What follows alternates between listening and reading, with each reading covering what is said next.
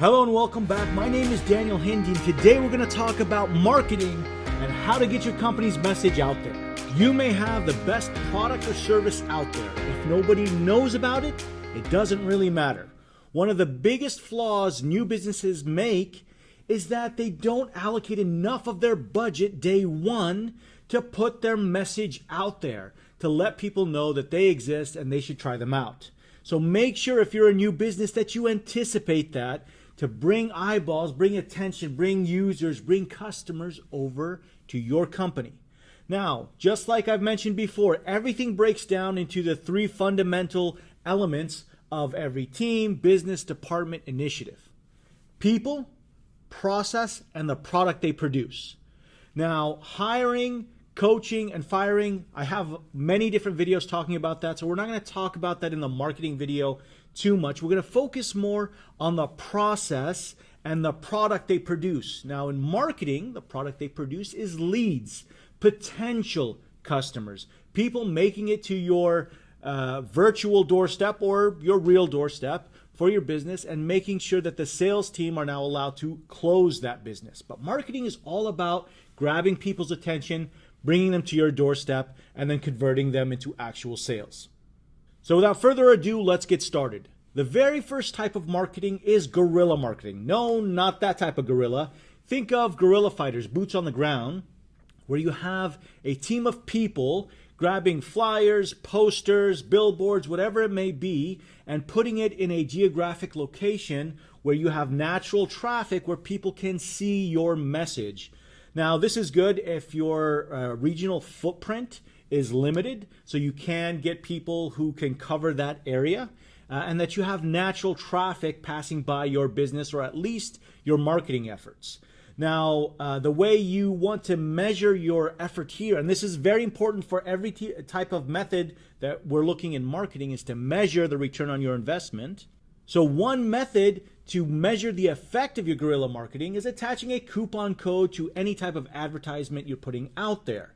That way, when people come in and give you this coupon code, you know exactly how they came here and how they found you. Now, you could do that with a single coupon code, or you could do a coupon code per zip code, per region, per type of ad. It'll give you a little bit more finer understanding of which particular area is coming to your business the most, so you can double down in that particular area. The problem with guerrilla marketing is you need a lot of people, and it doesn't scale that well. However, it's still effective for certain types of businesses. The second type is going to open up a whole series of digital type marketing. Now, this is search engine marketing. Now, search engine marketing has two types. There's SEO, search engine optimization. This is basically when people are looking for a service or product that you offer and be able to find you on platforms like Google. Now, whenever you're trying to optimize for a search engine, again, when people are naturally looking for you to be able to show up on that first page, there's two ways you could do this. There's internal and external. The internal way of doing this is making sure that your site is SEO friendly. Basically, making sure that you have the keywords that people are looking for on a page that gives a message to that product or service. So when customers actually find you, click on that link and see your page, they don't bounce. A bounce means they come in, say, nope, this is not for me, and leave. That they come in and look and understand that this is what I am looking for, so then you can take them through that sales and marketing funnel to convert them to an actual closed win sale. An external SEO effort is finding external blogs, external content, videos, whatever it may be, and either creating them or attaching yourself to that content. So it's a one-step removed optimization for your site where people are looking for a particular topic, whether that's a service or a product or an ancillary topic about that service or product. They find a blog, and in that blog, there's a link to your website. There's a link to your content. There's a link to your business. So that's the most important thing whenever you're looking at SEO. There's internal and external. And it's very important to know search engine optimization is all about building momentum. So you want to look at the long game here. It's not something that you're going to see change in days or weeks. It takes months to build up that kind of momentum for search engines to rank you higher so that you're on that first page. So in terms of a long-term play, it's extremely important to invest in search engine optimization so that you always have momentum to work off of. Now, the second type is search engine marketing. Basically paying search engines like Google to say, put me on top of that list anytime somebody searches for this keyword. Now, that's extremely effective, extremely costly sometimes if you don't have a good return on your investment. We'll talk about how to calculate a good return on your investment. But it's important to understand that that has an immediate effect. When you pay Google today, you will see your ads show up today. So it's extremely efficient in terms of its effectiveness. However, you want to make sure that you are calculating how much every ad cost you, every impression, every click, how much does it cost you, and how is that converting into your business. That's something that we're going to talk about later about customer acquisition cost. How much did it cost me to acquire this customer? And as long as the economics make sense, then you can fund that as long as you want, as your SEO efforts are slowly building up momentum. Again, if you're doing both in parallel, SEM can get you on the ground now, get eyeballs on your product now, and SEO can build up momentum. So if you ever have to cut back on your budget, you have momentum from SEO coming in. Because again, just like it's instantly on with search engine marketing, it's instantly off. So how do you measure success here? You measure your success based on impressions, basically how many people saw your content, your ad, how many clicks, how many people saw it and then clicked on it, and then a bounce rate. How many people clicked on it, landed on a page, and then said, oh, you know what, this is not for me, and left. One common mistake here is that all traffic always goes to your homepage, basically the first page of your website. Sometimes that's not the best place to land when you're within a particular context. So if I'm looking for a specific product and I sell many products and I click on that link, maybe don't come to the initial homepage of the site. Maybe go to that product page so that they see that directly and it's a more curated message for them. It'll convert at a higher rate. Another point worth mentioning on search engine marketing is you don't have any influence on how many people are actually putting in those keywords and searching for your product or service. So you just need to work with what is available out there and try to capture as much of that audience as possible. However, you can't necessarily influence how many people are searching for that keyword or phrase, product or service. Next up is social media marketing. Now, whether we're talking about Facebook, Instagram, YouTube, LinkedIn, or any other of the social platforms that are out there, this is where you're putting an ad in front of a certain type of audience. Now, the good thing about social media platforms is it allows you to curate at a higher level the type of customer you're looking for. And this is what we call the customer persona, the ideal buyer for your product or service. And you try to put your message in front of them. Now, because it's on a social media platform, it's very distracting. You're interrupting their feed of videos, their feed of posts, whatever it may be, and you only have a few seconds to capture their attention to divert them away from whatever they were doing over to your product and service.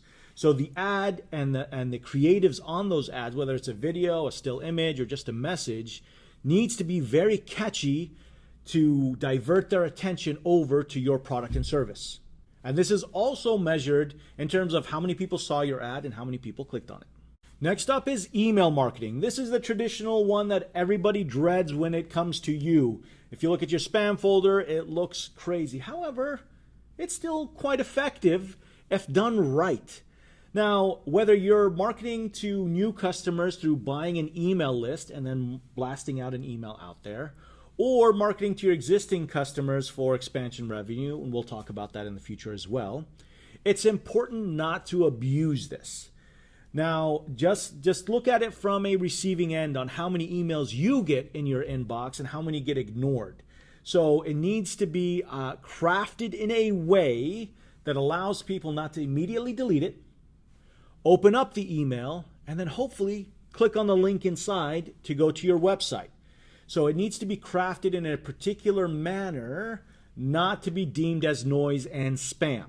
The way you look at this is, again, how many emails went out, how many people marked it as spam, which is important because you could be marked as a spammer and your entire domain could be now blocked. So be careful with that, not to abuse it. And then how many people actually open up the email and click on the link inside. That's how you can measure it. Now, when it goes to your website, that link could go land to a particular page or pass a little piece of information to know that they came from an email campaign. And because email could be repetitive, once you have their email, you can constantly send it to them. You need to make sure it's not abused and look at every email in your cadence of emails. Basically, the sequence of emails you send out on day 1, send this, on day 7, send that, on day 20, send another. Make sure that you have a curated message that actually brings value to your customers. Otherwise, it becomes noise and it's less effective. Another growing marketing technique is influencer marketing. This is where you go to a blogger, a podcaster, somebody who already has a large audience and have them market your product. Now, you need to find an influencer who's willing to do that. And most of them are, because that's how they make a living. And you want to make sure that when they plug your product, that it's genuine. One, that the audience that's listening to them have a high probability of wanting your product or service. And 2, that they're not just peddling a product, that they also believe in your product and can speak to it with higher authority to say why your product is different than your competitors and why they should choose you. You don't want to just show up as a sponsor to a video. You want the person speaking about the product to say it in a way that has a good influence on their audience, because influencers generally have the trust of their audience, and you want to make sure that you ride on that momentum as opposed to saying this video is sponsored by X, Y, and Z. Now, how do you measure success here? You can create affiliate links, referral codes, and the such for that affiliate so that you know where it came from, which episode, which podcast it came from. And you could also compensate the influencer through conversion rates or through a flat dollar amount, whichever your agreement is with them. But that's a good way to know what was the effect of being listed on this podcast. So when you give them a referral code or give them a specific affiliate link, you know exactly who came from this particular podcast over to your website. Now, there are other means of marketing. However, the last one I'm going to mention is by far the best, which is word of mouth. Anytime you have an existing customer singing your praises to their friends and family and their community, that is the purest way to market your product and service, by somebody who says, I've tried it and trust me, it's wonderful, you should try it too. Now, how do you measure that? One, you can send out surveys to your existing customers to try to see if they can give you honest feedback, and you can get a certain segment of your users to respond to that. But you could also look at third-party venues where people put reviews for your product and service, like Yelp, Capterra, G2 Crowd. Every industry sort of has their own review type platform. Look there to see if people are actually reviewing your product and service and holding it in high regard. You could also slightly influence this with an innocent nudge for your customers to tell them, I would really appreciate it if you gave me a Yelp review, a G2 Crowd review. And generally, you want to do that with a customer who had a good experience with you to make sure that they put a good review. So you could nudge them ever so slightly to influence the number of reviews that are out there. But at the end of the day, people are not going to say something they don't believe, especially when there's no benefit to them. So that is the purest form of marketing. Never underestimate word of mouth. Now, once you get these leads, these potential customers to your business, it's now up to the sales team to close that business. So the way you want to measure how much should I be spending on marketing is based on simple ROI, the return on your investment. Now, once the leads are making it to your doorstep, again, whether that's a brick and mortar store or a website, an app, whatever it is, it's now up to the sales team to close that business. Now, how do you measure the effectiveness of marketing so that you can allocate an appropriate budget? Now, obviously, if I put $10 in, I want more than $10 back. That means there's a positive ROI, and I'll invest more in that initiative. So you want to look at CAC, CAC, customer acquisition cost. This is a term that marketers use all the time to see what is the total cost to acquire a customer. Now, you want to make sure that you have all hidden costs baked in there to find the true customer acquisition cost. And then look at if this customer converts, how much on average is the ticket size? Meaning if they come in and purchase once, what is the average size of that ticket, that order? Or if this is a repeat customer or a SaaS company where there's a subscription, you want to take a look at what is the lifetime value of this customer. So let's say on average, a customer sticks with you 10 months, 12 months, 24 months, whatever that is. You multiply the average lifetime of a customer by the subscription per month, and you now have the LTV, the lifetime value of a particular customer. So now I know how much it costs me to bring somebody in, and I know how much I will make on average per this type of customer. Now all you have to do is look at conversion rates. So how many of the leads come in actually convert? If you have 0% of people coming in, that means you're looking at vanity metrics. You're bringing in eyeballs through some hacky method, and people who make it to your storefront don't actually buy. So what's the point? So you want to make sure that you talk to your marketing team to say, hey, our marketing qualified leads, sometimes you'll hear it as MQL, are of low quality. I need to make sure that they at least have the potential to buy.